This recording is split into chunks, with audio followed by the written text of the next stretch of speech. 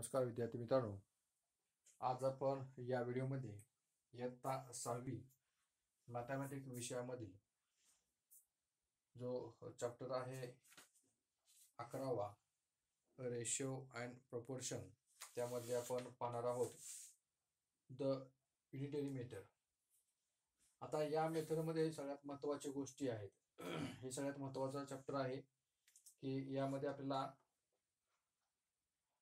जे प्रपोर्शन जे आहे डायरेक्ट व्हेरिएशन, इनव्हर्स व्हेरिएशन सारखे जे एक्झाम्पल असतात तुम्हाला पुढच्या 7वी 8वी गेल्यानंतर तुम्हाला जे एक्झाम्पल असतात ह्या बेसिक ह्या गोष्टी ह्याच्यामध्ये आहेत. ह्याचा आता उदाहरणार्थ विद्यार्थी मित्रांनो, समजा एका पेनाची किंमत जर 5 रुपये असेल तर 10 पेनाची किंमत किती? तर हे आहे डायरेक्ट प्रपोर्शनचं एक्झाम्पल, म्हणजे समचलनाचं हे एक्झाम्पल आहे. एक पेन असेल तर 5 रुपये, 10 पेन असेल तर 50 रुपये. म्हणजे पेनाची किंमत वाढली की किंमतही वाढते. अशा प्रकारचे काही एक्झाम्पल असतात, त्याला डायरेक्ट प्रपोर्शन असं म्हटलं जातं. अशा संदर्भाचे काही एक्झाम्पल आपल्याला आहेत. ह्याच्यामध्ये जर बघितलं तर 5 सांगितले ते 7 पेनांची किंमत 35 रुपये असेल तर एका पेनाची किंमत किती? तर त्या 35ला 7 भागलं की एका पेनाची किंमत निघते. तर अशा प्रकारचे जे पेन आहेत, अशा प्रकारचे 10 पेन जर आपण घेतले तर त्या 10 पेनाची किंमत किती? तर आपण लगेच म्हणू शकतो की एका पेनाची किंमत 5 रुपये आली तर 10 पेनाची किंमत आपण करतो 5 50 रुपये. म्हणजे जास्त पेनाची किंमत एका पेनाची काढायची, जास्त पेनाच्या वरून जर एकाची किंमत काढायची असेल तर आपण त्याला डिवाइड करतो आणि एका पेनावरून जर आपल्याला अनेक पेन पाहिजे असतील, पेनाची किंमती पाहिजे असतील तर आपण मल्टिप्लिकेशन करतो. हे 2 पॉईंट आहेत ते आपल्याला माहित असणं अत्यावश्यक आहे.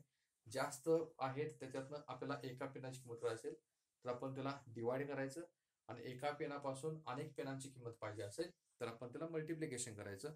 ह्या 2 सिस्टीम जर आपल्याला माहित असतील तर आपण अशा प्रकारचे प्रश्न आपण इझी सोडवू शकतो.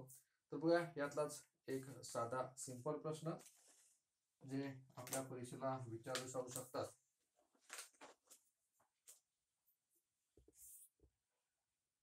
Question number 1, a bunch of 12 pens cost of 72 rupees.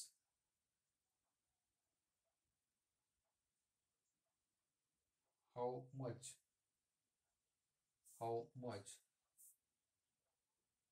will 8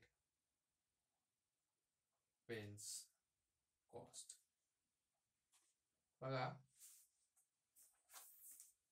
इथं आपल्याला सांगितलं की 12 पेनची कॉस्ट आहे 72 रुपये आणि आपल्याला सांगितले त्याच प्रकारे 8 पेनची कॉस्ट किती.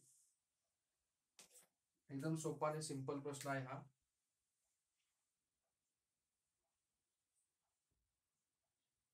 Cost of 12 pens is 72 rupees. Cost of 10 pens is 72 rupees.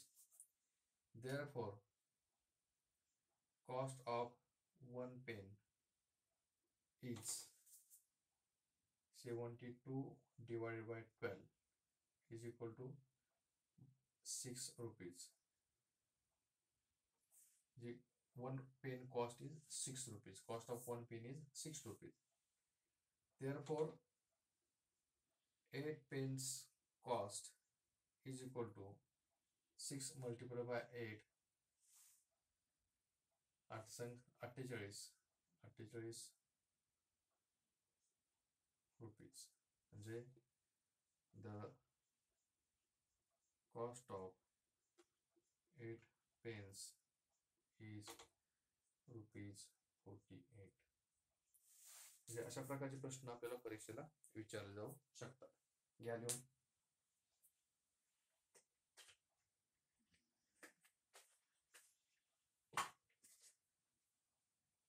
एकदम सोपं सिंपल प्रकारचे प्रश्न असतात. त्याच्यामध्ये फक्त आपल्याला समजलं पाहिजे की जास्त पेनापासून एका पेनाची किंमत काढायची असेल तर पहिल्यांदा भागाकार करायचा आणि त्यामध्ये एका पेनाची किंमत निघते आणि त्या एका पेनापासून जर अनेका पेनांची किंमत काढायची असेल तर आपल्याला गुणाकार करायचा. तर ह्याच 2 संकल्पना जर माहित असतील तर अशा प्रकारचे प्रश्न आपण सहज सोडवू शकतो. लिहा पटकन, प्रश्नही लिहा आणि उत्तरही लिहा, कारण अशा प्रकारचे प्रश्न आपल्याला सोडवायचे आहेत.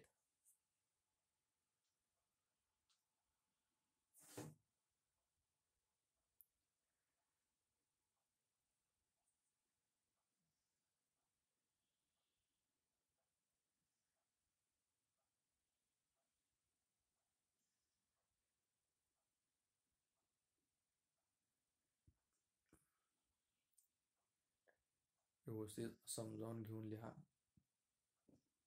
जेणेकरून आपल्याला अशा प्रकारचे प्रश्न जर आलेत तर आपण सहजरित्या सोडवू शकेल.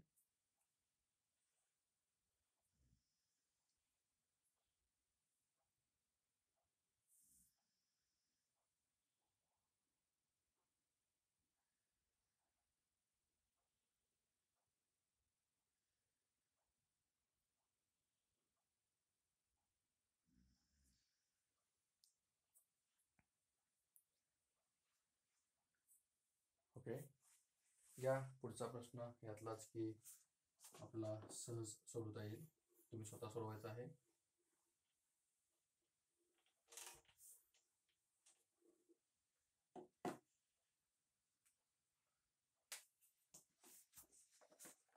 या a bunch of 15 bananas costs 45 rupees. How much will 8 bananas cost? जसं मगाशी आपण सोडलं त्याच पद्धतीचं एक्झाम्पल आहे. या व्यवस्थित समजावून घेऊन द्या की असा प्रश्न जर आपल्या परीक्षेला आला तर आपण त्या अशा प्रकारचे प्रश्न सहज सोडवू शकतो. 15 केळांची किंमत आहे ते 45 रुपये आहे. तर 8 केळांची किंमत किती? 15 केळापासून एका केळाची किंमत काढा, म्हणजे भागाकार करायला पाहिजे. जास्त केळापासून कमी केळाची किंमत करायची तर भागाकार करतो, आणि कमी केळापासून आपण जास्त काढतोय तर मग मल्टिप्लिकेशन करतो. म्हणजे आपल्याला दोन्ही क्रिया आपल्याला सहज करता आल्या पाहिजेत.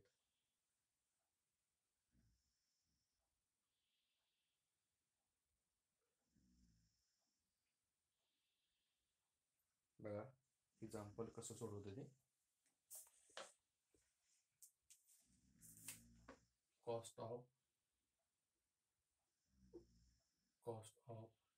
15 bananas, cost of 15 bananas, cost of 15 bananas is 45 rupees. Therefore, cost of 1 bananas is 45 divided by 15 is equal to 15 K 45, 15 K 3 rupees. म्हणजे 1 banana 3 rupees. Therefore, cost of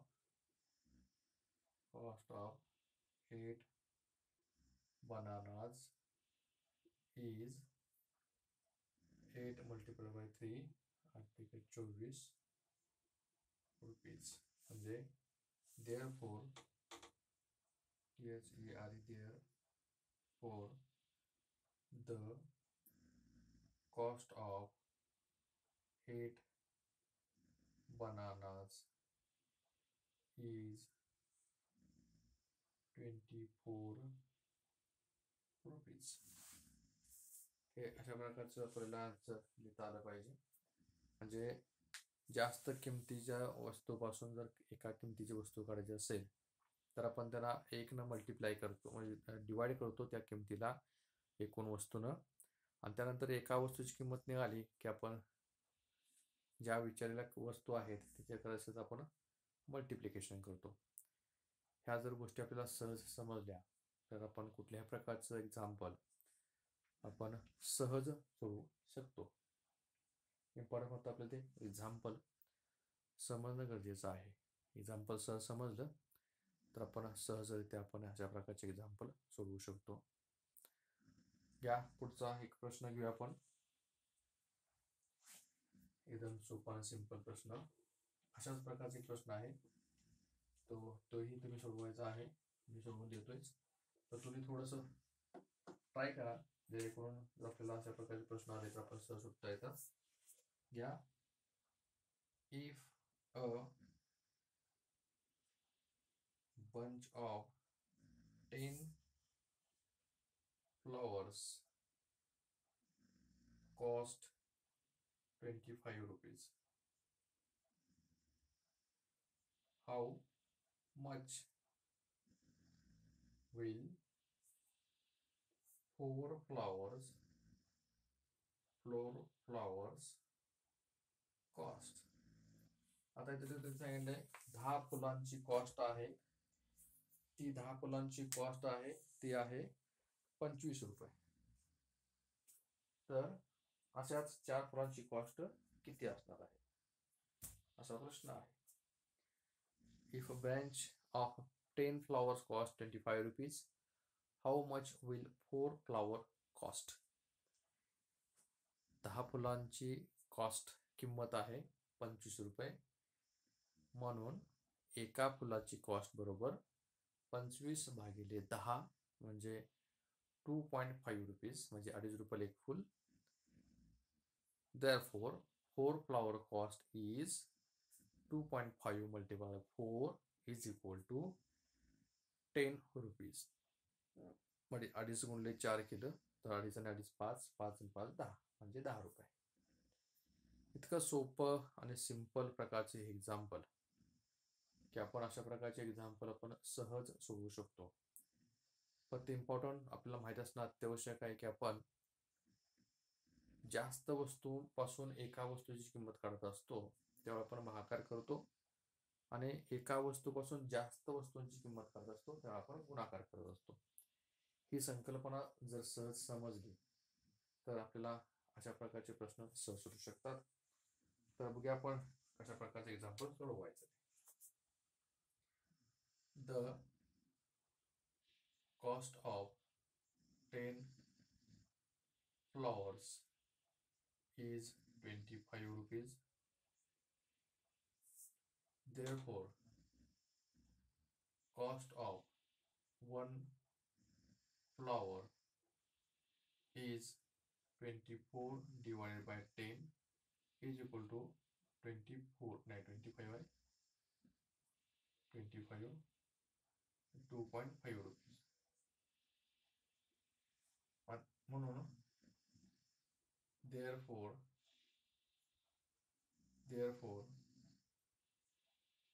cost of 4 flowers is 2.5 multiplied by 4 is equal to 10 rupees. म्हणजे जी cost आहे 4 फ्लॉवरांची किंमत आहे ती 10 रुपये आहे. म्हणजे आपला 10 रुपयाची 4 फुलं येऊ शकतात असा त्याचा अर्थ झाला. म्हणजे 10 फुलांची किंमत आहे 25 रुपये, तर 4 फुलांची किंमत किती, तर 25 भागिले 10 केलं तर 2.5 रुपये म्हणजे 2.5 रुपये एका फुलाला. तर अशा 4 फुलांची किंमत किती, तर 4 गुणिले 2.5 म्हणजे 10 रुपये ह्या किमतीची फुलं आपल्याला मिळू शकतात. म्हणजे 2.5 रुपयाचे एक फुल घेतलं तर अशा 4 फुलांची किंमत असणार आहे 10 रुपये. अशा प्रकारचे प्रश्न आपल्याला सोडवता आले पाहिजेत की जेणेकरून त्याचं उत्तर आपल्याला समजून घेतलं पाहिजे. तर आपल्या अशा प्रकारचे प्रश्न सहज सोडवता आले तर जे पुढच्या इयत्तेमधले जे आहेत हे आता डायरेक्ट व्हेरिएशनचे एक्झाम्पल सगळे आहेत. इनव्हर्स व्हेरिएशनचे एक्झाम्पलच्या काय गरज ह्या सर्व गोष्टी समजू शकतील. अशा एक्झाम्पल आपण डायरेक्ट व्हेरिएशन म्हणजे समचलनाचे उदाहरण असं म्हणलं जातं. कारण फुलांची संख्या वाढली की पैसेही वाढतात आणि फुलांची संख्या कमी झाली की पैसेही कमी होतात. बघा, ह्या 10 फुलांची किंमत 25 रुपये होती, फुलं कमी झालीत, 4 झालीत, रुपये 25ही कमी झालं, 10 रुपये. म्हणजे अशा प्रकारचे जे प्रश्न असतात त्यांना आपण डायरेक्ट प्रपोर्शन, समचलनाचे उदाहरण असं म्हणलं जातं. हे सगळ्यात महत्त्वाचं आहे, समचलनाचे उदाहरण समजणं. आणि अशा प्रकारचे प्रश्न आपण जर करत गेलो आणि आपल्याला समजत आलेत तर पुढचे जे एक्झाम्पल आहेत एकदम सहज आणि सोप्या पद्धतीने आपण सोडवू शकतो.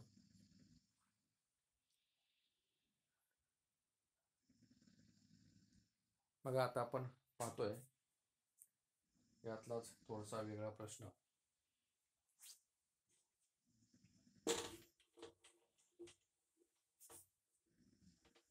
थोडासा वेगळ्या प्रकारचा प्रश्न आपण घेऊ की जेणेकरून आपल्याला सुटतो का पाहूया.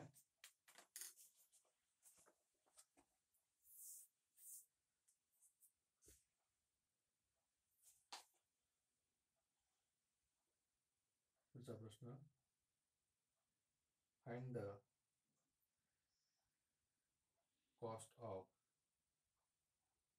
7 kg of rice if cost of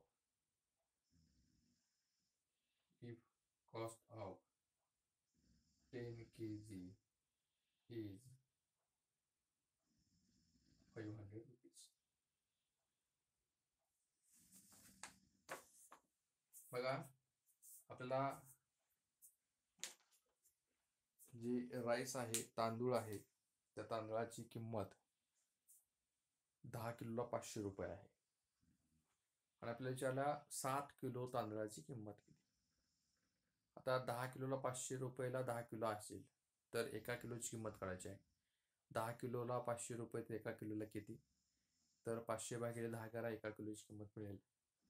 आणि त्यानंतर सेम तांदूळ घ्यायचा आहे 7 किलोचं, तर मग ते 1 किलोच्या वरून आपल्याला 7 किलो तांदळाची किंमत काढायची आहे. आणि मग 7 तांदळाची किंमत काढली तर आपल्याचं उत्तर येऊ शकतं. हे सुद्धा आहे ते डायरेक्ट व्हेरिएशन, समचलनाचं उदाहरण आहे. तांदूळ किलो वाढलं की पैसे वाढतात, तांदळाची किलो कमी झाला, तांदूळ किलो कमी झाला तर पैसेही कमी होतात. म्हणजे असे प्रश्न आपल्याला सोडवता आले पाहिजेत. The cost of 10 kg rice is 55,000 rupees. Therefore, 1 kg, the cost of 1 kg rice is 5,000 divided by 10 is equal to 50 rupees. 50 रुपये 1 किलो तांदळाची किंमत आहे, 7 किलो तांदळाची. Therefore, the cost of 7 kg rice is 7 multiplied by 50, तर 735 350 रुपये, म्हणजे 7 किलोची किंमत आहे 350 रुपये. बघूया आपण कसं सोडवलं ते. बघा, the cost of rice, the cost of 10 kg rice is 5,000 rupees. Therefore, the cost of 1 kg rice is 500 divided by 10 is equal to 50 rupees.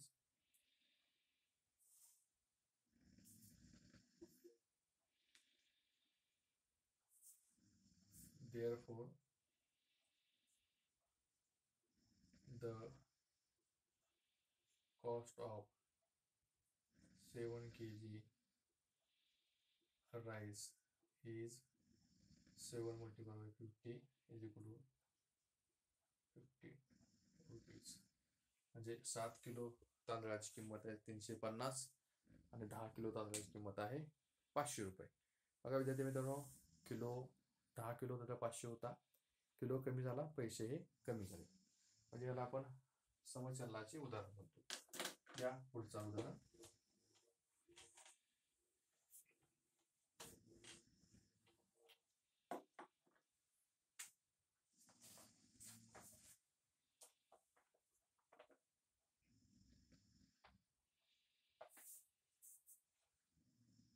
If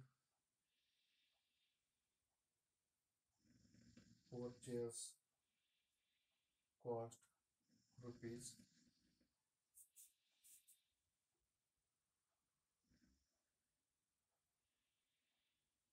800, how much will have to be paid for 12 chairs. बघा, 4 खुर्च्या आहेत, त्या 4 खुर्च्यांची किंमत आहे 800 रुपये. तर अशाच आपल्याला 12 खुर्च्यांचे पैसे पेड करायचे आहेत. तर किती रुपये पैसे द्यावे लागतील असा प्रश्न आहे. 4 खुर्च्यांची किंमत 800 रुपये. तर एका खुर्चीची किंमत किती, त्यानंतर 12 खुर्च्यांची किंमत किती. एकदम सोपं आणि सिंपल, जे आपण आतापर्यंत करत आलो त्याचप्रमाणे करायचं आहे. हे सुद्धा समचल प्रमाणाचं उदाहरण आहे, कारण खुर्ची कमी झाले की पैसे कमी होतात, खुर्च्या वाढले की पैसे कमी वाढणार आहेत. 4 खुर्च्यांना 800 रुपये आहे, तर 100% 12 खुर्च्यांची किंमत हे वाढणारच आहे. तर आता किती वाढत्या हे आपण कॅल्क्युलेशन केल्यानंतर लक्षात येऊ शकतं. इम्पॉर्टंट आहे कॅल्क्युलेशन करणं. 4 खुर्च्यांची 800 रुपये आहे, तर एका खुर्चीची किंमत किती. तर 800 भागिले 4 करा, 4 एके 4, 4 दुनी 8, म्हणजे एका खुर्ची किंमत 200 रुपये आहे. तर एका खुर्ची 200 रुपये असेल तर 12 खुर्च्यांची किंमत किती. तर 12 खुर्च्याची किंमत बरोबर 12 गुणिले 200 करा, म्हणजे 12 दुनी 24 आणि 2 शून्य 2400 रुपये. म्हणजे विद्यार्थी मित्रांनो, 2400 रुपये ह्या खुर्च्यांची किंमत होते. 4ची किंमत 800 रुपये आहे, तर 12ची 2400 रुपये, म्हणजे खुर्च्या वाढल्या, किंमत ही वाढली. म्हणजे विद्यार्थी हे सर्व लक्षात असलं पाहिजे की आपल्याला अशा प्रकारचे प्रश्न परीक्षेला विचारले जाऊ शकतात. बघा, the cost of 4 chairs is rupees 800. Therefore, the cost of 1 chair is rupees 800 divided by 4 is equal to rupees 200. Therefore, the cost of 12 chairs is rupees 2200 multiplied by 12, म्हणजे 12 रुपीज 2400, म्हणजे 12 खुर्च्यांची किंमत 2400 रुपये झाली. म्हणजे एवढ्या सोपा आणि सिंपल प्रकारचे प्रश्न परीक्षेला विचारले जाऊ शकतात.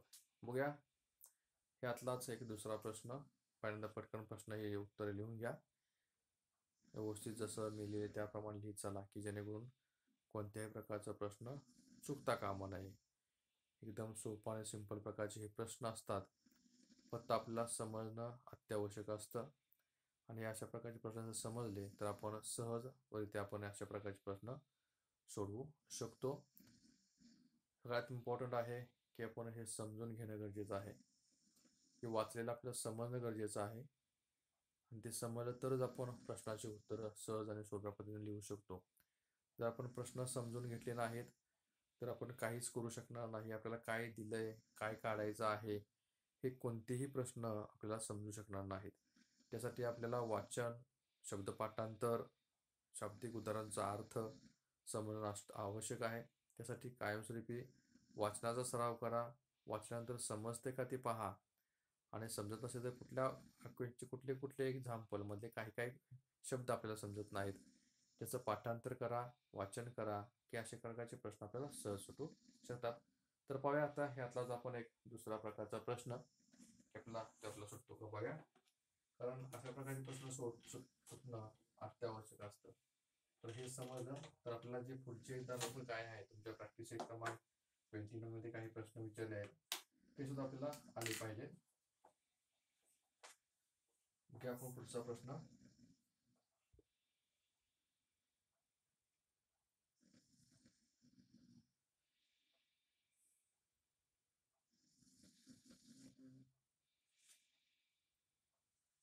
या पुढचा प्रश्न. अ tractor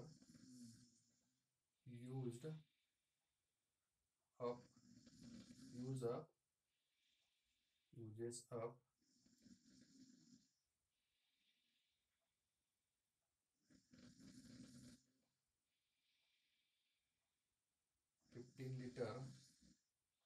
15 liters of diesel while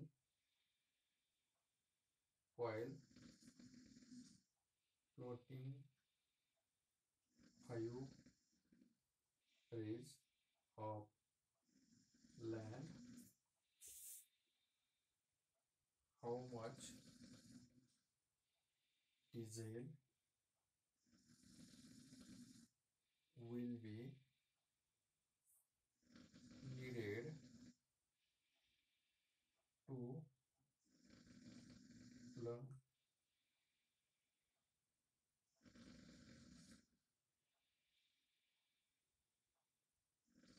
9 acres of land.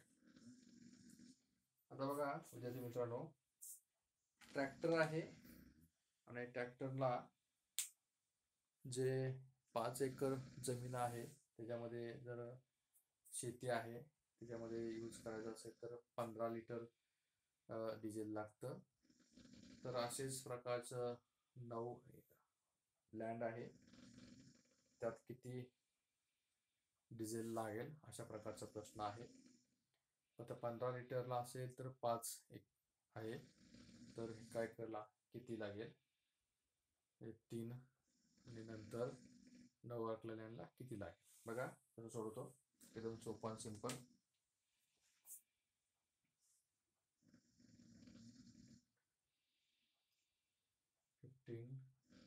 liters of diesel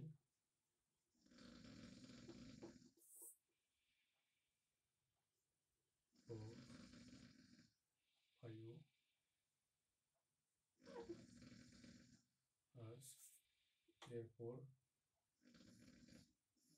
1 hours running is 15 divided by 3 sorry 5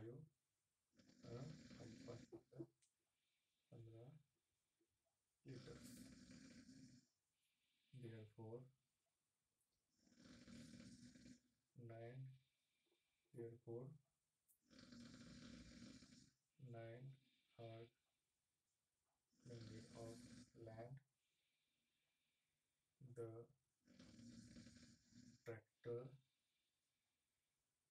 used up